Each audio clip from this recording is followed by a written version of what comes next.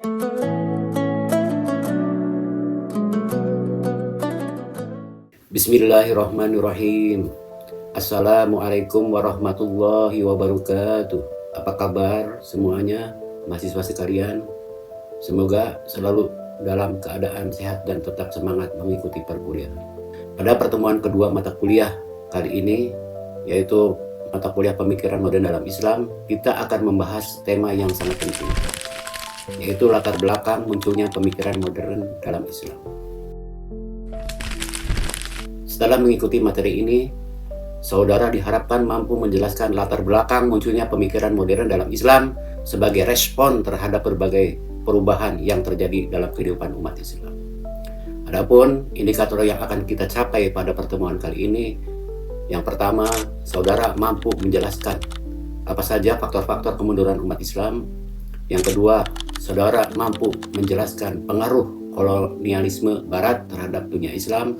Dan yang ketiga, saudara mampu menganalisis hubungan antara modernitas dan lahirnya gerakan pembaruan Islam. Sebelum kita berbicara tentang tokoh-tokoh pembaru Islam, pada pertemuan berikutnya kita perlu memahami terlebih dahulu mengapa gerakan pembaruan itu muncul. Mari kita mulai pembahasannya. Mahasiswa sekalian, jika kita melihat sejarah, umat Islam pernah mencapai masa kejayaan yang luar biasa. Pada saat Eropa masih berada dalam masa yang sering disebut abad kegelapan, maka dunia Islam justru menjadi pusat ilmu pengetahuan dunia. Namun pertanyaannya, mengapa kemudian umat Islam mengalami kemunduran? Ada beberapa faktor yang sering disebut oleh para sejarawan.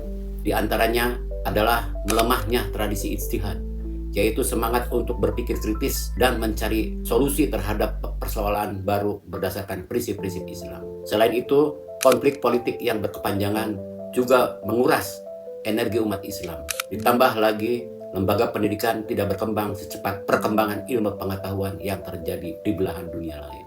Akibatnya, dunia Islam mulai tertinggal dalam bidang sains, teknologi, ekonomi, dan politik.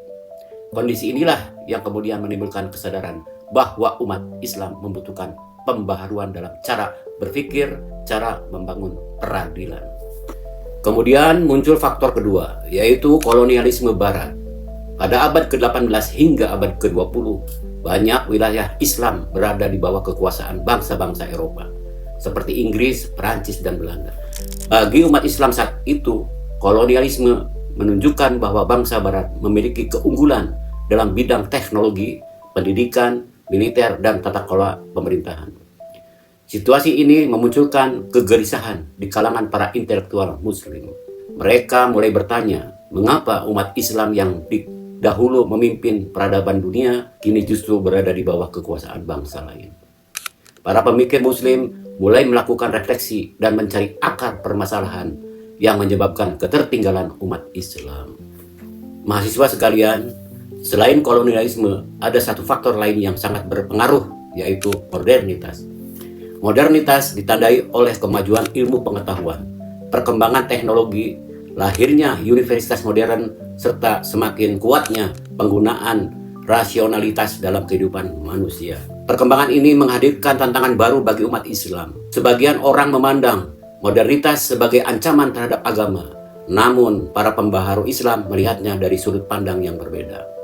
Mereka berpendapat bahwa Islam tidak bertentangan dengan kemajuan ilmu pengetahuan.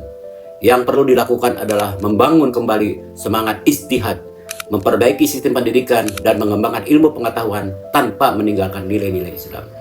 Maka dari sinilah kemudian lahir berbagai gerakan pembaharuan yang dipelopori oleh tokoh-tokoh Islam seperti Jamaluddin Al-Afghani, Muhammad Abduh, dan Rashid Ridho. Dengan kata lain, modernitas menjadi pemicu lahirnya usaha untuk menghubungkan kembali ajaran Islam dengan kebutuhan masyarakat modern. Memahami latar belakang ini akan membantu kita mengenal lebih jauh gagasan-gagasan para tokoh pembaharu Islam pada pertemuan berikutnya. Terima kasih. Wassalamualaikum warahmatullahi wabarakatuh.